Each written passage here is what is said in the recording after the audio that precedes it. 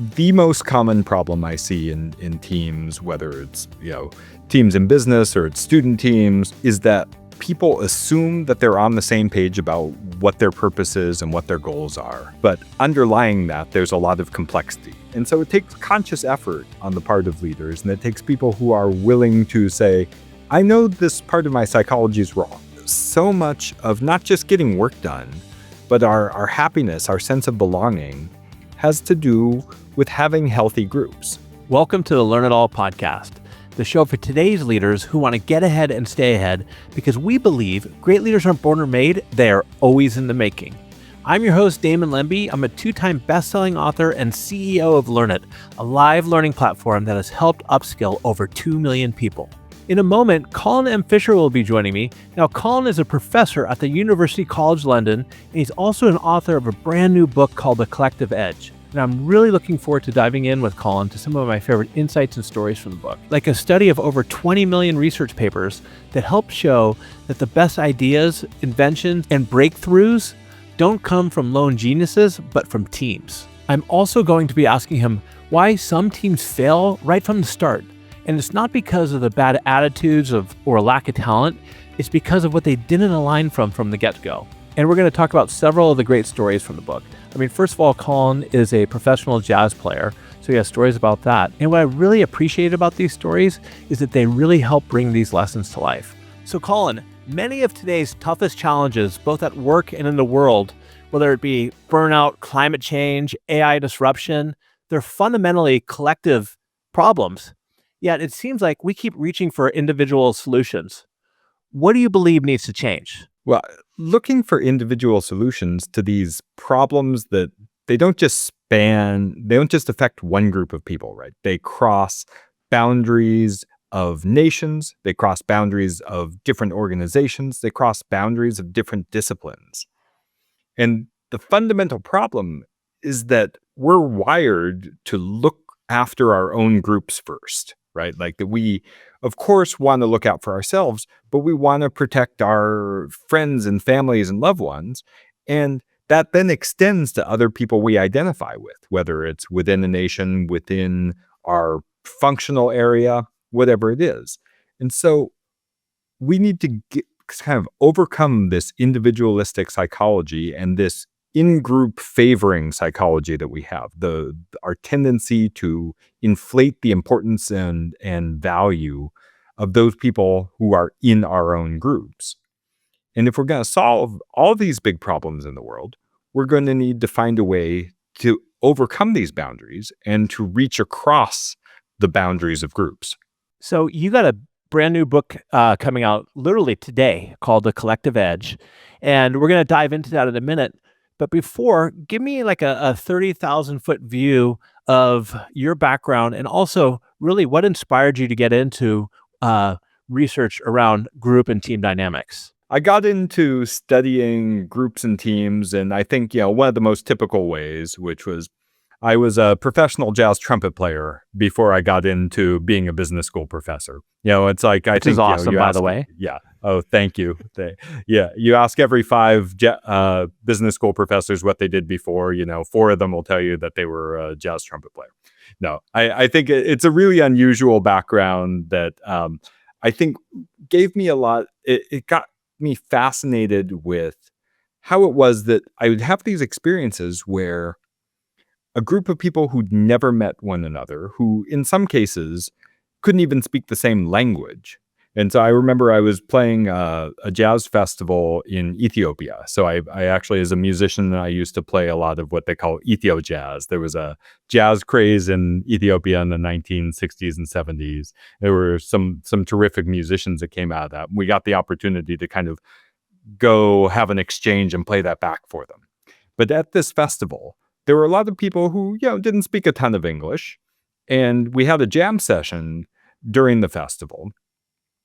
And we could not talk to each other. We couldn't introduce one another. But I could stand up on stage and go, autumn leaves. 1, 2, 1, 2, 3, 4. And I knew what was going to happen next, right? And how it was that we could not only collaborate and work together as a team, but we could create something that no one of us could have possibly anticipated, no one of us could have thought of. That really fascinated me. And so I took that core of thinking, how is it that groups can, improvise creatively together, and discovered there was this whole field called organizational behavior where you're allowed to study questions like that.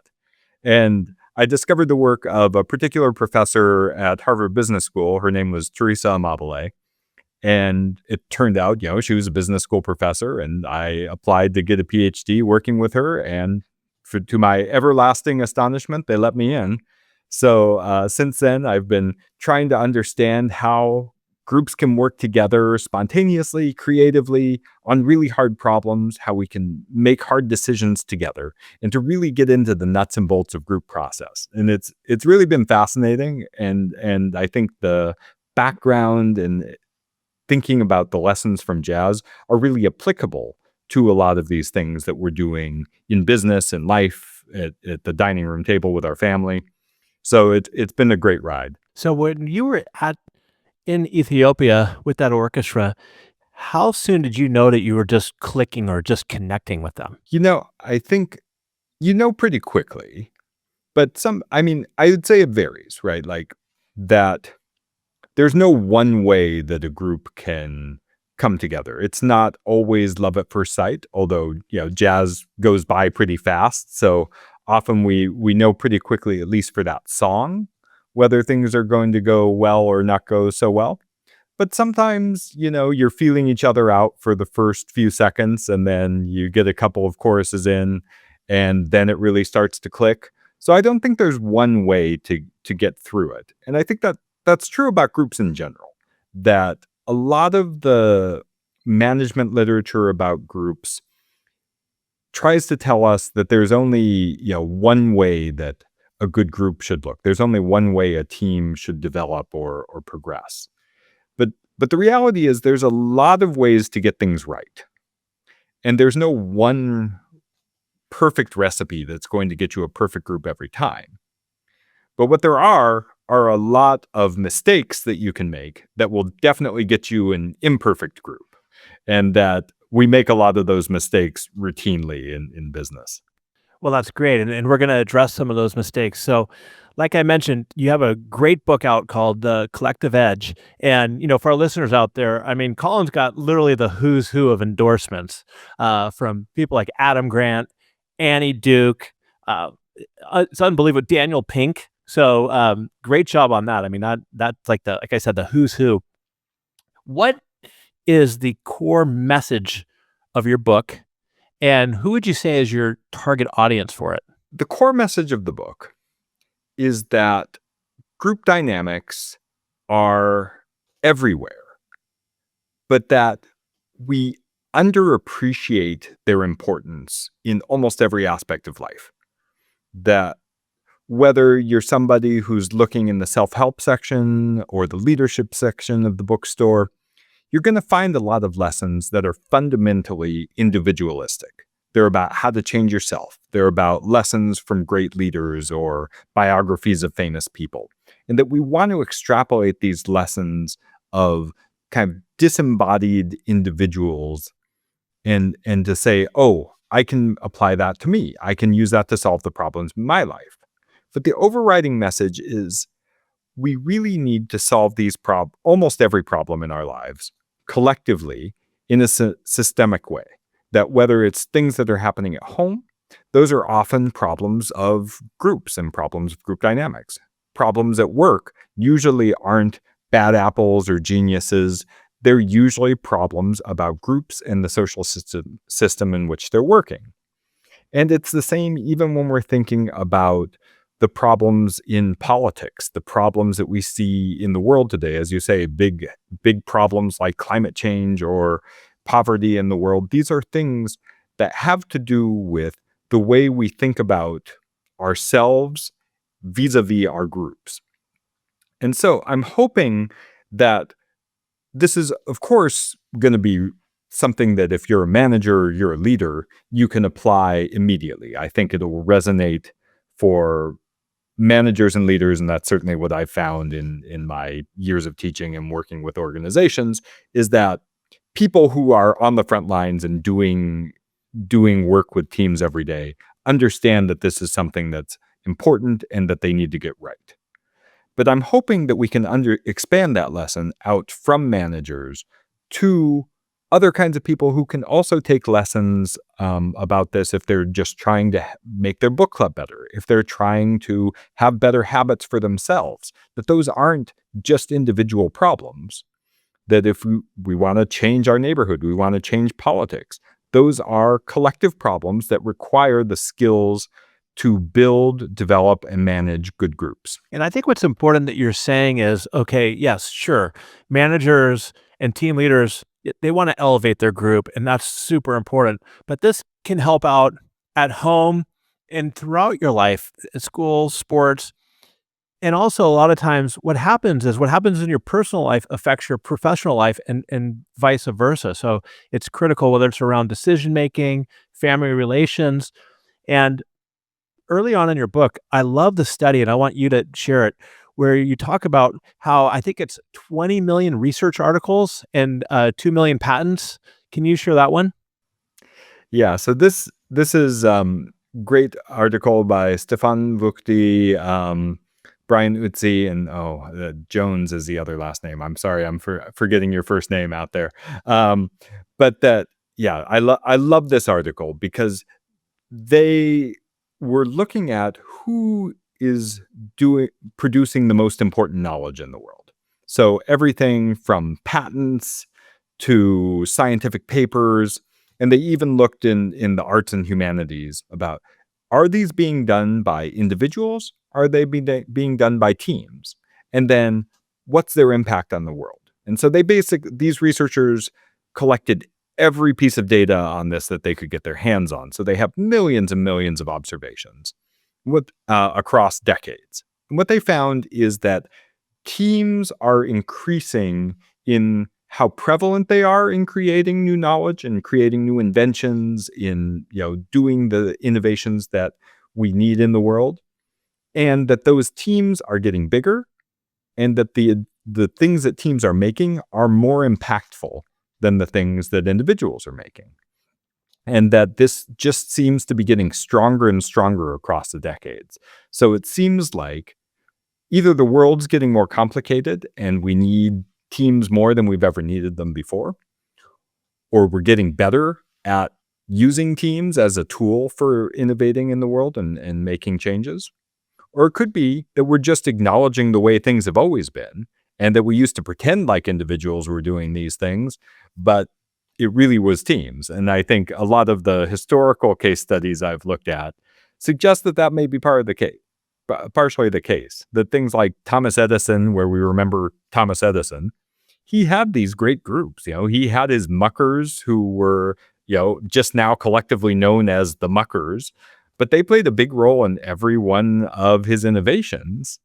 And that no matter which invention, no matter which great historical event you look back at, we have an association with an individual, but there was often a great group behind it.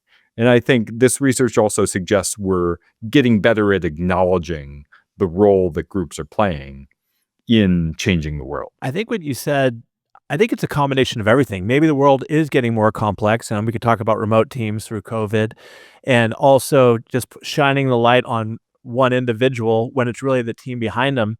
And that was one of my questions. I'm going to ask it anyways. Besides Thomas Edison, is there a more recent example of somebody who's like a figurehead, but they really had a big team behind them? I mean, I think sometimes we don't know until after the fact, right? That we don't find out who should have gotten the credit. So in the book, I actually talk about a very old Nobel Prize winning duo of James Watson and Francis Crick, who are credited with studying the double helix structure of DNA. And that the more we dive into this, the more we found out this was a bigger collaboration, a bigger team, and that a lot of people, mostly a woman, Rosalind Franklin, got erased from this story in the course of its telling. because we had somebody like James Watson who wrote a best-selling book that got turned into a movie, and that became the way we remember what happened. And so I think, I don't want to call out any individual leader who we call as a genius right now, but I would bet any one of them that there's something more behind that story. And we see that over and over. Like, I mean, an easy one is with the different tellings of the founding of Facebook, right? Like we have the version that you would find on their website, and then we get the version that's told in a movie like The Social Network, which is, again, there's a lot more people involved when you look at these different tellings of these stories. So I think no matter what it is, whether we're talking about people we associate with being individuals like Steve Jobs, when you really dive into those stories, It's great there's teams. always a group. There's always a great team behind it. There's always, you can't go out at your own, and you just can't go out at your own.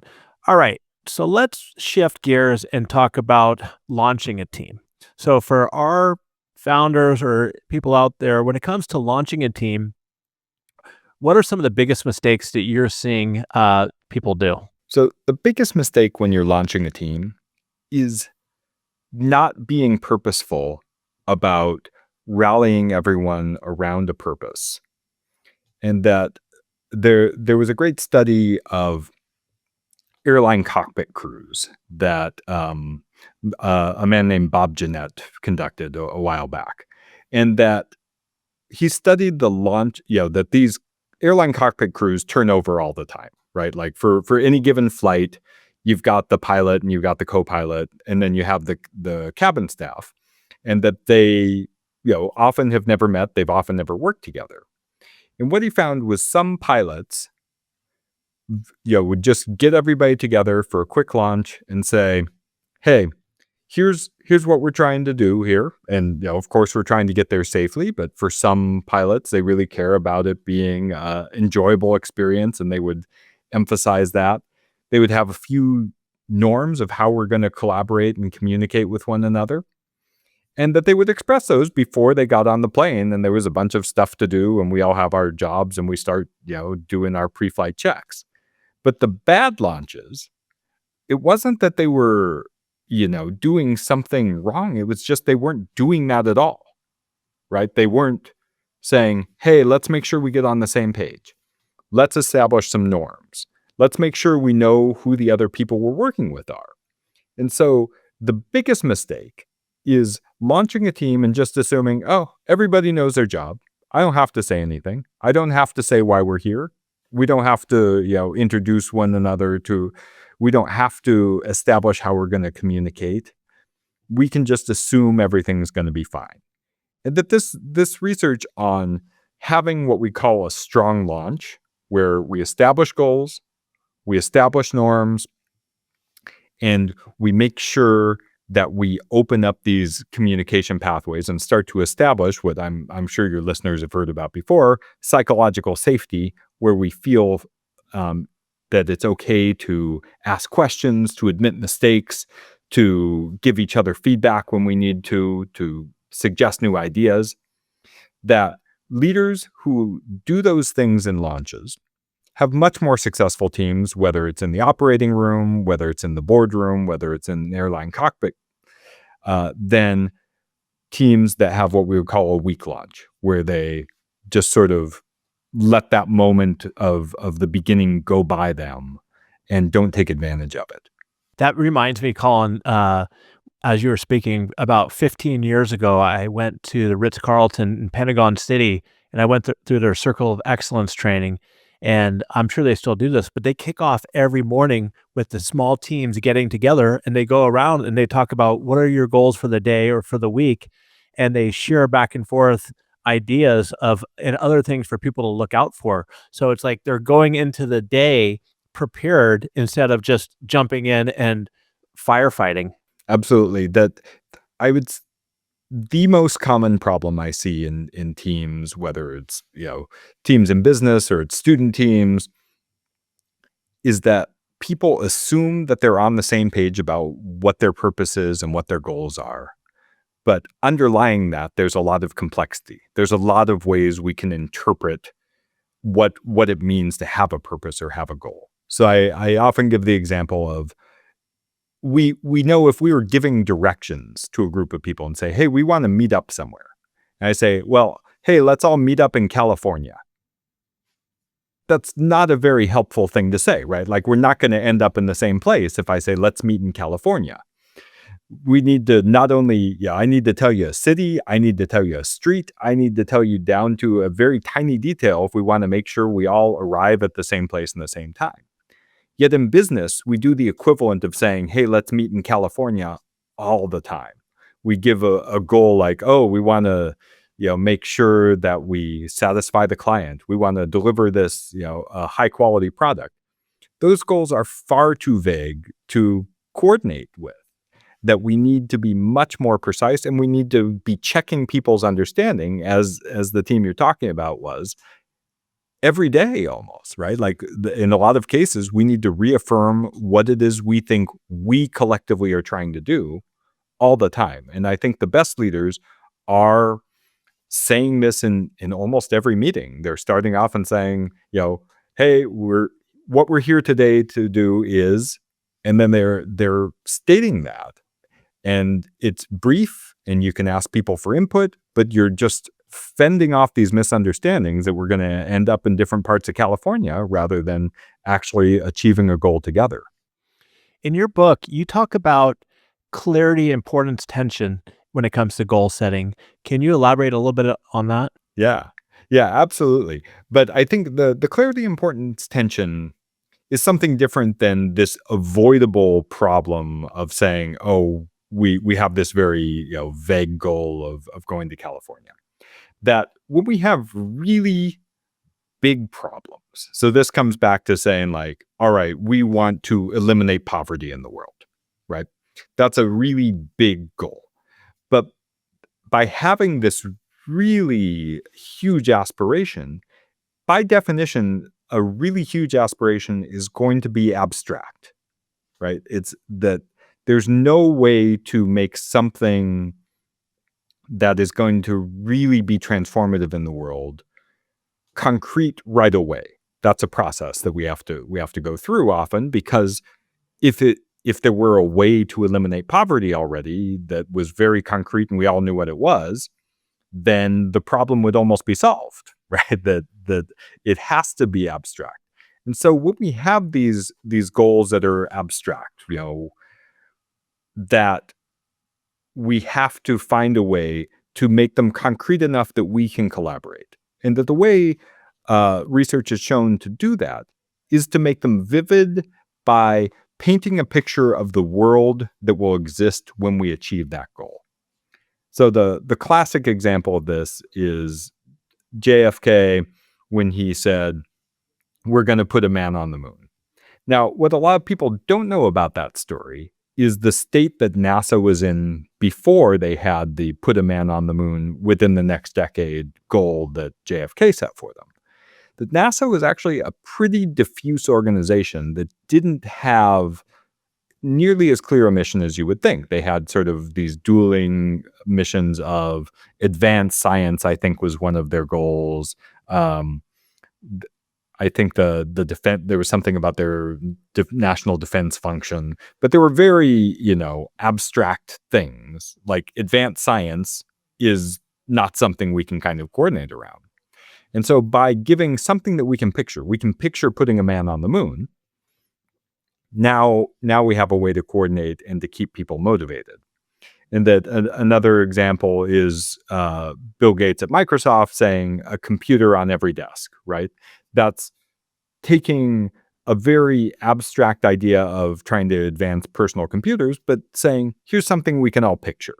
And so by making goals vivid, you can kind of overcome this tension between having these, big, hairy, audacious goals, as Jim Collins called them, and making sure that they are vivid enough for people to coordinate around. One of the side stories that I love about the JFK is the gentleman who's a janitor who's sweeping up, And somebody mentioned to him, "Oh, you're cleaning the floors." He's like, "No, I'm helping to put a man on the moon." And that kind of connects, right, Colin, with what you're saying. This was vivid for him, and it makes him look like he's part of the bigger picture.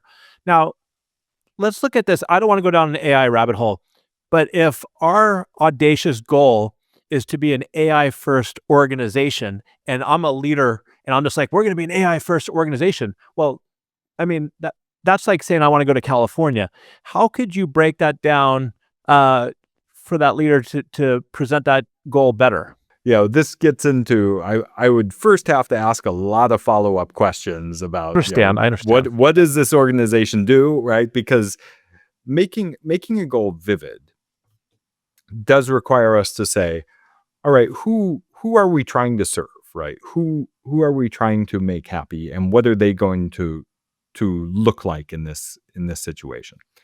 So I would first, need to know what we're making. So if it's a company that's trying to sell learning and development kinds of tools, as I think yours is, that we're saying, okay, we want to become an AI first company. From whose perspective, right? Like, is it internally we see AI is being used, and it's like, oh, it's great. Everyone in my company, now is a manager of 5 AIs, right? Like that's great.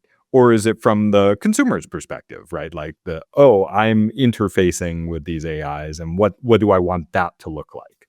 And so I think who you're trying to paint this picture for and what this picture is of is a big part of that. But I think the way to get there, if you don't have that vision already, is to engage the group, to ask people questions about what would it look like for you. When I say I want to be an AI first company, what would that mean for you? How would your day be different? How do you think your clients' days would be different? What would that look like? And to tell me more. And that doing these kinds of human-centric interviewing of what we already know, and then to extrapolate that into the future, I think can be a great way to do it. But yeah, I think it's a hard problem that I would say the reason we have these stories and we're still referring to JFK putting a man on the moon, decades and decades later, is it's awful hard to do. That it doesn't happen that often that we get a really huge goal and we paint that vivid a picture of it. And so, yeah, you got to make the goal vivid. And I also, what I kind of hear you saying is maybe even break it down, and it could mean different things to different people.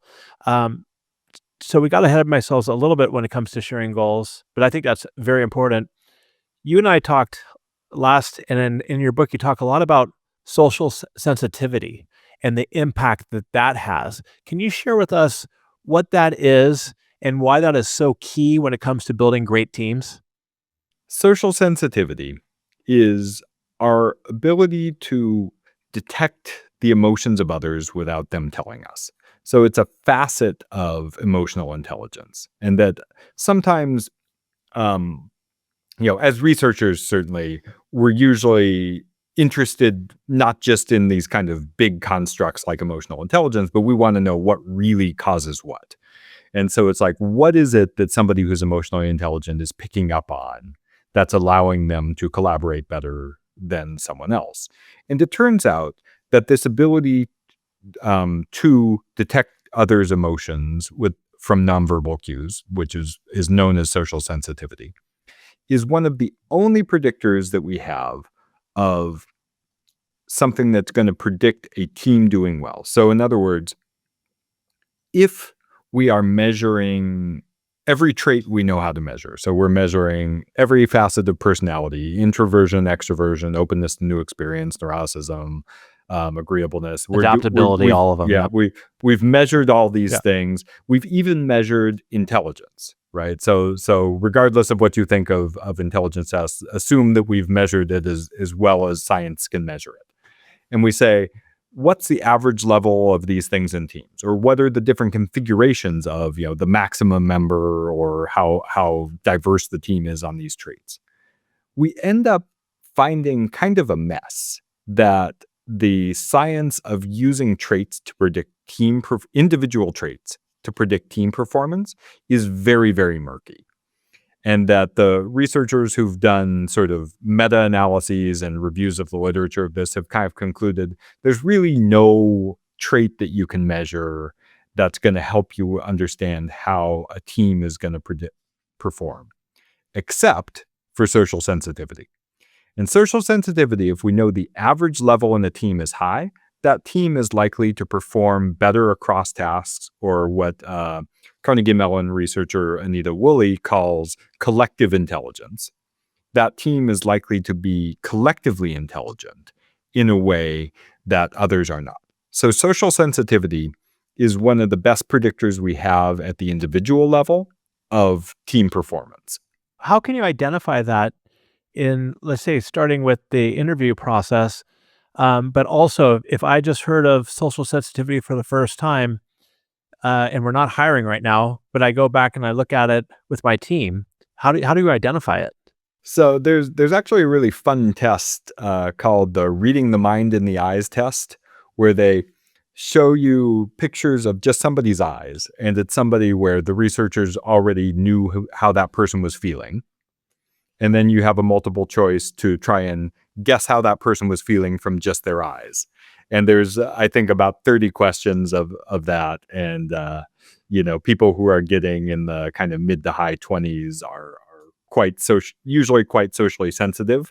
That said, although this is the best predictor we have of team performance, that doesn't mean it's the strongest predictor in terms of composing a team.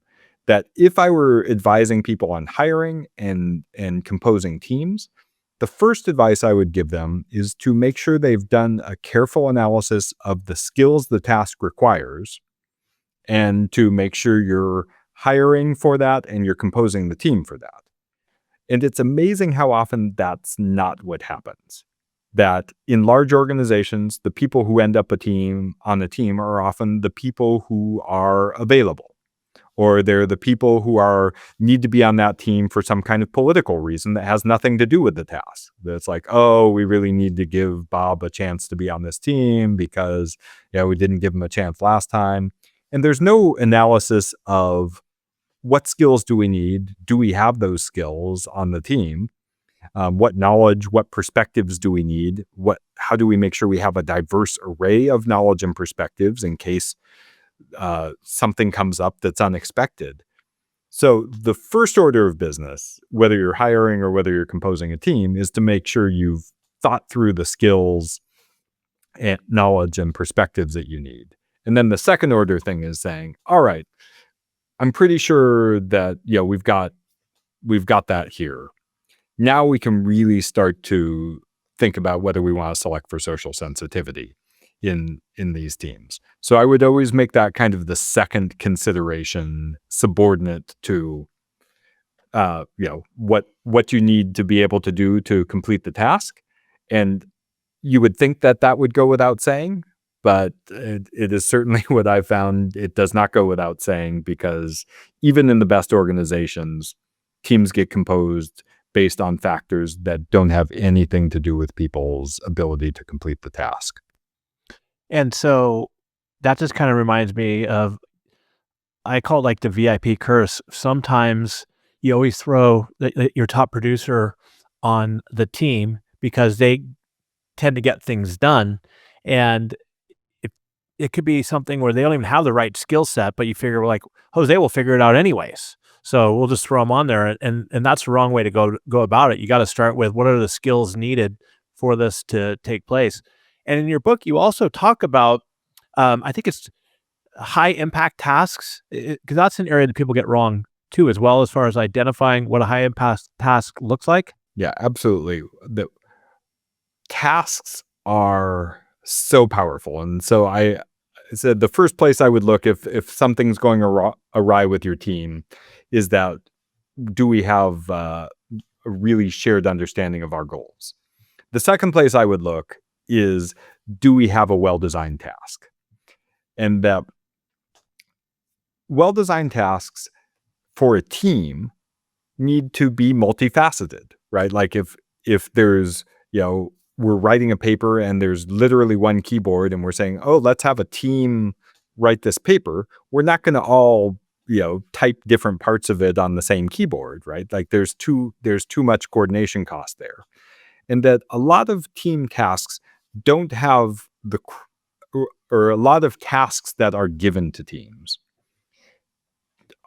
don't have this multifaceted quality where we have room for people to own different parts of the task, for us to split it up, for the work to be varied enough to for the work to be varied, for us to have identifiable whole pieces of work. In other words, that we as a team are not doing something where we're making kind of a loose recommendation to some other committee and then we're never going to know what happened to our work, that we have to be able to kind of see the end product and the outcomes of what we're doing.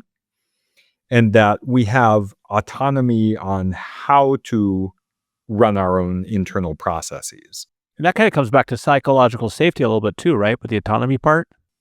Yeah, absolutely. But it's often, something. So psychological safety, the way I would kind of relate the two, psychological safety is the climate within the team, right? Our feelings of being able to speak up. Autonomy is usually, when I'm applying it to a task, has to do with the structure that we're being given. So if you are, a safety officer at a nuclear power plant, you probably have a lot of process checkpoints about how you're supposed to do your job. You have a lot of guidelines, as well you should, right? And so you would not have a lot of autonomy in your job.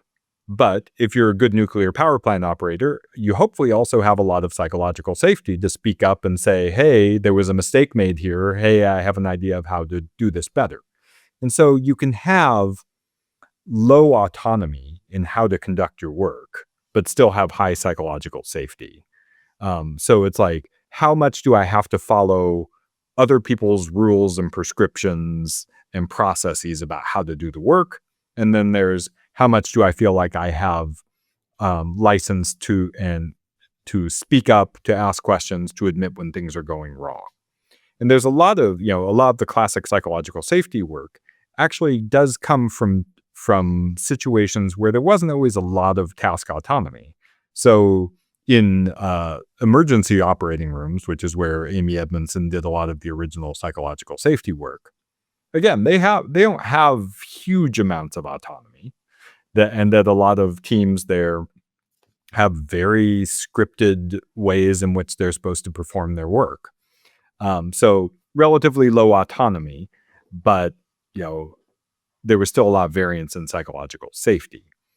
But usually, as you say, in most of our normal everyday organizations, the two do go hand in hand, because they have a lot to do with how the people who get to design work and who have a lot of influence on the climate, who are usually powerful leaders, how much they trust the people that they're working with. Thanks for clarifying that, because when I hear autonomy, a lot of times it's because the people don't have the psychological safety, maybe because they're getting micromanaged and they're afraid to make mistakes. So thanks for clarifying that.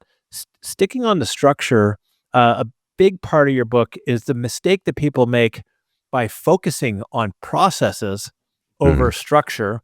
And I like the analogy you make about the casino and playing the wrong game, or playing a rigged game and not having the chance to win. One of the things I really do hope people take away from the book, which is so much of the advice we get about teams, is how to manage the process, how to deal with an unmotivated team, how to solve these intractable personal conflicts, how to deal with bad apples or whatever it is. And that when we directly try and fix that problem, so we say, hey, my team's not motivated, I'm going to give them a rah-rah speech about how Team building event. Working harder, right? Yeah, exactly. That the kinds of classic team building things we see. It's like, oh, people aren't communicating well, we're going to have a workshop on trust and communication. And it's not that these things are wrong, but that they're often not addressing the root causes. It's treating the symptoms, right? So it's you're treating the symptoms, and those symptoms are going to recur. And that most of the time, these things are coming from structure. And that means, we may not have clear enough goals. We may not have very compelling goals. We may not have well-designed work. We may not have the knowledge and skills on the team in order to accomplish the work. And so in the book, I draw the analogy to somebody, my dad took me to a casino when I was 17 years old, which, shouldn't have done, but I looked old. Hey, my dad did the same thing. Yeah, and I won actually. Yeah, no, that's actually the story. So it's like we won, we won like $1,000 or something playing double bonus poker. And that like double bonus poker is, if you don't know, it's got different odds than normal poker. So we had to adjust our strategy, right? And we ended up winning. And so it's great. It sounds like a success story. But adjusting your strategy to a rigged game in a casino is not a good way to run a business. And when we try to change the process of a team without looking at the structure, we're trying to make the best of a rigged game. And that what you want to be in the business of doing is rigging the game yourself by having the best structure you possibly can. And then, and only then, should you start paying attention to process. Or not paying attention to, but should you directly intervene in making the process the best you can. But if you're trying to improve the process in a rigged game, you're going to still end up losing in the long run. And the structure, like we mentioned before, is the root cause. And that's like, do you have the wrong people in the mix? Do you have goals that are either unattainable or just they're not clear?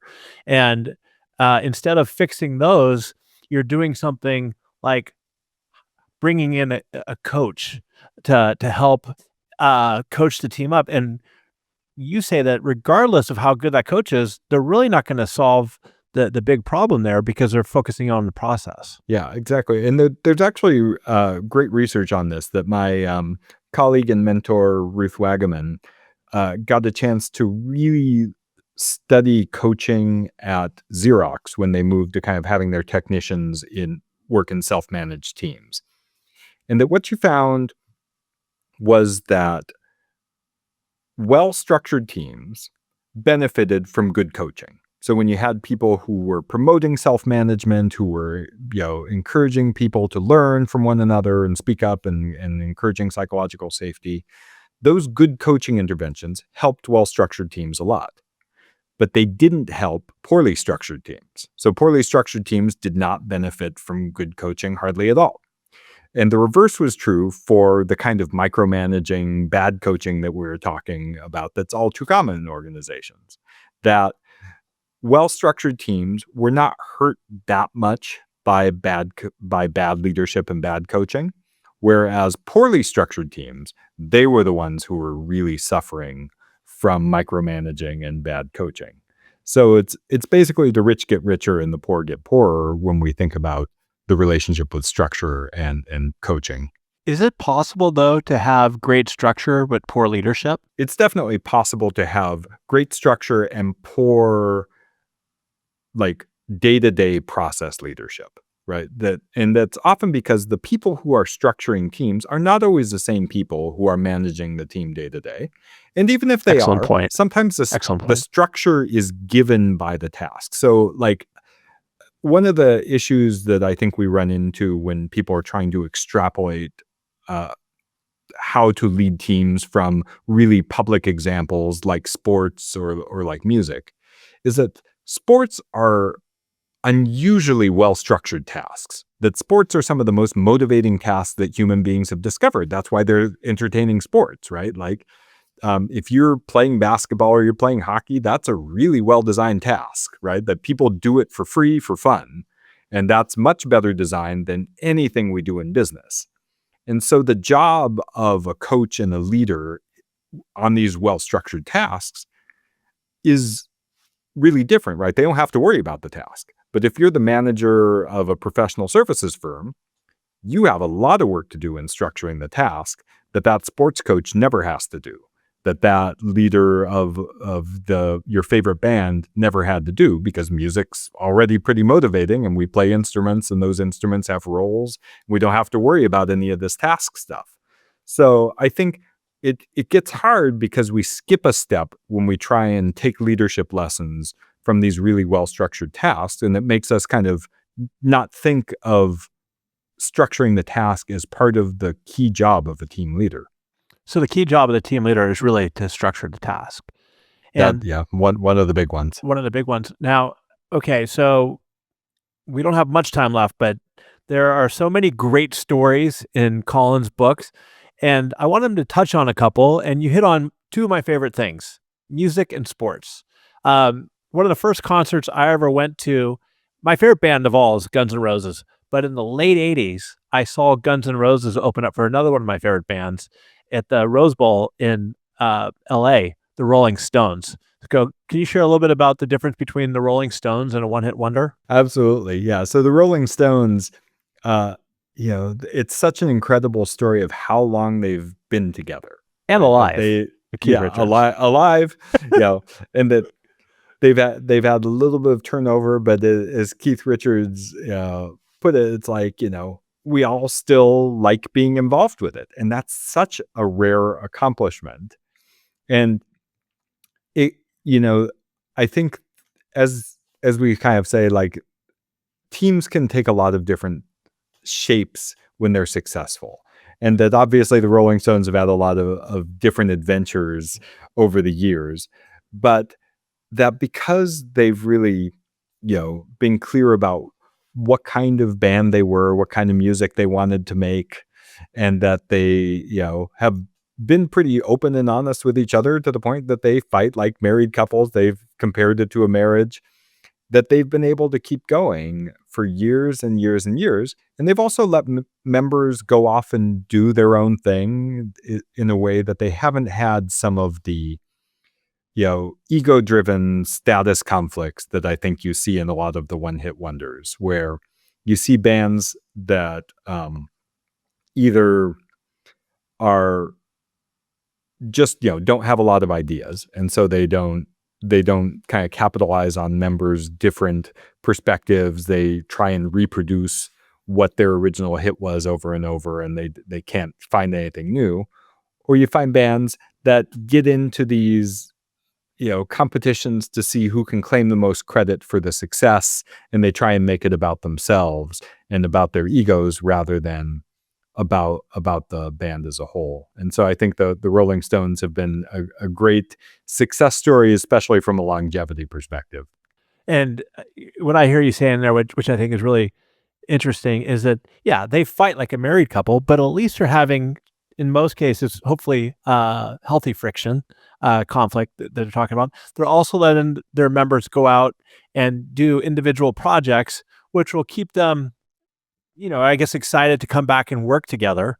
And I think one of the biggest challenges, Colin, I always see, and I'm sure you do too, with poor leadership is wanting to take the credit, where I think great leaders really deflect credit and put it on their team. Because if they put the credit on their team, people are going to get more motivated and excited and want to perform better, which I think is so true.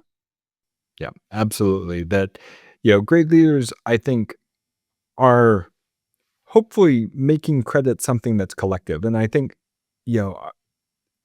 it's something that I think is a little bit unavoidable because our psychology is wired to be a little bit egocentric and to be a little bit individualistic in how we think of cause and effect in the social world. And so everybody thinks they're a little more responsible for the positive things that happen to their teams than they probably really are. And again, there are these studies where we ask every team to all estimate what percentage of the credit do you think you should get for the outcome, and it always adds up to more than 100%. Some studies suggest it usually adds up to about 235%. So it's a common problem, and so it takes conscious effort on the part of leaders, and it takes people who are willing to say, I know this part of my psychology is wrong, that this I don't deserve all this credit, and that really is what I should be taking credit for is developing my people, developing my teams, making them better performing units, making people have more capacity to manage themselves and become leaders in their own right. And I hope that more and more of the leaders today, especially listeners to your podcast, are people who are thinking that what I want to get credit for is raising these people up to be great leaders on their own. Absolutely. And that's a whole nother podcast episode. There are certain people who shouldn't even go into leadership roles because they like to be the hero, where I think great leaders, what I hear you saying, they want to be hero creators. They want to, they should take credit for seeing that they're winning, getting their success and winning through their team is really where they should get the most pride from. I think that's really key when it comes to whether or not you want to be in a leadership role. Now, listeners, I mean, Colin's been so generous with all his knowledge and stories. He's got so many more good stories. I'm not even going to ask him to tell the Scream versus Redeem team, the two Olympic basketballs, but that's a great one. Also, another great story is the around technology with the open heart surgery, the teams who adopted to it and the teams who didn't. So those are great stories that you're going to have to find out for yourself. But before we wrap up, Colin, because I've been waiting to do this, you've got a bunch of myths. So I'm going to ask you to debunk a couple of big myths for me, okay? All right. Okay, so number one, diversity causes conflict. Yeah. So you would think, right, that like there's some level of difference where we can't get along. And it turns out that diverse teams do get a penalty, but that penalty comes from observers, that outsiders think that diverse teams are having problems. But people within those diverse teams, for the most part, feel as good about their membership or better than teams that are less diverse. So people generally actually like being parts of teams where people don't think exactly like they do. And so it is definitely a myth that like, oh, if we put a diverse group of people together, that they're inherently going to have conflict. Colin mentioned this in his book, and I actually did a podcast episode on it. One of my favorite books is Team of Rivals, Abraham Lincoln, who brought together people who thought completely different than he did. And Colin also talks about the importance of deep diversity versus, I don't know if you call it shallow diversity or not, but he defines what the two is and how important deep diversity is. Like different type of thinking, kind of like we talked about earlier with the bands who try to recreate the same hit all the time. All right, I got one more myth for you. As the next athlete, competition is always good and it drives motivation and better performance. Yeah, if only, right? The world would be so much easier. So competition is absolutely motivating if you think that you have a chance. And the problem with competition is that it also does two other things. One is it discourages a lot of people from participating in the first place or from giving their all when they're competing. And the other thing it does, especially within an organization or within a team, is it starts to get us in this mindset of social comparison, that we're constantly wondering, where do we fit in this, hierarchy? Are we going to win? Are we going to lose? Am I at the top of the status hierarchy? Am I at the bottom? Am I going to get the promotion? Am I not? And that when we have those kinds of social comparison dynamics, it gets a lot harder for us to collaborate, and that it also inspires us to use what I would call a more narrow cognitive route. So in other words, when we feel threatened in any way, we tend to do things that are more familiar to us, and that our brain naturally doesn't explore new pathways, new ways of thinking when we're in this feeling evaluated, feeling pressured, feeling stressed kind of state. And so competition is one of the things that definitely motivates that. And that's why great athletes, they practice a lot so that their dominant response is going to be the correct one, but that it's much rarer for people to be great improvisers in these very stressful situations. And the people who are great improvisers in these stressful situations also usually practice improvising a lot. That whether we're talking about, a running quarterback who improvises plays in football, or whether we're talking about a jazz musician, people practice this stuff. And that if you don't, then your dominant response is probably not going to be one that helps you learn, helps you be creative, helps you solve a problem you haven't seen before. And so when we use competition as a tool, especially in organizations, we are most likely decreasing the creativity and learning that's going on around us. We're discouraging at least a certain subset of people who don't feel like they're going to win this competition. And the research shows that basically the motivational benefits of competition are canceled out by these other decrements. And so we basically get no effect of competition. The two just cancel each other out and we end up with zero. So unless you have really, everyone feels like they can win and everyone feels like they can participate, it's unlikely to be a positive force in your organization. I think that's very interesting. And what I hear you saying there is that people don't do well under stress and fear. And that's kind of why the command and control probably type of leadership doesn't work as well. And that when people feel that, they just kind of revert back into safety zone, which restricts them from being able to be more creative. What I also hear that people should try to do, even if they're not good at it, is go out and try to get better at improvisation. I don't know, take a class on it or just read a book or do something, because it doesn't come naturally for everybody, but I assume it's a skill, Colin, that people can develop over time as well.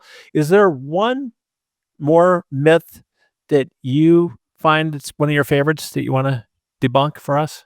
I mean, I probably my favorite myth to debunk is about team building. That you would think that, given what I study and what I research, that team building, is really core to what I do. But I think the myth that I find most often that I need to debunk is the one that says we need to trust each other before we can work together. And that the way I would rephrase that is that trust and our ability to collaborate are a never-ending circle, and that the way we build the kind of meaningful trust that we need to collaborate is by taking the plunge and trying to work together. And that by seeing that you deliver when I ask you to, that's where trust comes from. And so it takes us, somebody to take this initial risk of saying, like, I'm going to try and collaborate with you, even though we don't have this trust yet. But that I know that by trying to collaborate with you, that's where it's going to come from. And that the team building that we see, with trust falls and that kind of thing, I think is making the mistake of saying, oh, we can build that trust outside of the context of me seeing you deliver the kinds of things that I need you to deliver when we're working together. And the better way to build trust is to work together. And the better way to learn to work together better is to keep trying to build that trust. And so, trying to do one without the other, I think, is one of the things that I see the most in team development programs that I think are based on somewhat outdated assumptions about how teamwork works. Yeah. So what you're saying is just jump in and work together. Stop talking about it. Stop doing trust falls. Jump in, work together, and trust will be built over time. And it's a never-ending process. Yeah. And if we have that psychological safety to speak up when things aren't going well, and so we can learn together when things don't go the way we had hoped, that's where we're really going to build trust, right? Like where we can try to work together, we can make a mistake, and then we can talk about it and we can say, well, what can we do better next time? That's where you're going to build real trust. That's where you're going to build real trust. That's where you're going to build a learning culture. That's where you're going to be able to adapt and grow, which I think is key for this, for the future of work, especially with the AI disruption and remote work and everything. I mean, Colin, you're awesome. What is one more thing you want to leave the audience with before we get to how to connect with you? One more thing you want to leave the audience with that you're hoping your book's going to help them walk away with? That everyone walks away from my book with a way to build better groups, that so much of not just getting work done, but our happiness, our sense of belonging has to do with having healthy groups, and that, if we look at the same things that are causing unhappy families as are causing boring work meetings, as are causing political dysfunction in our governments, and say it's actually that we're not taking groups seriously, that we act as if these are uncontrollable random forces, but they're not. They are systematic if we're involved in stacking the deck in favor of a world that's built for groups rather than a world that's designed purely for individuals. So I hope it pushes people out of the kind of default individualistic mindset that I think is really common, especially in the Western world, but really more and more everywhere. It's showing individualism's on the rise, even in the most collectivistic countries. So I think it's something that hopefully we're going to see a bounce back from.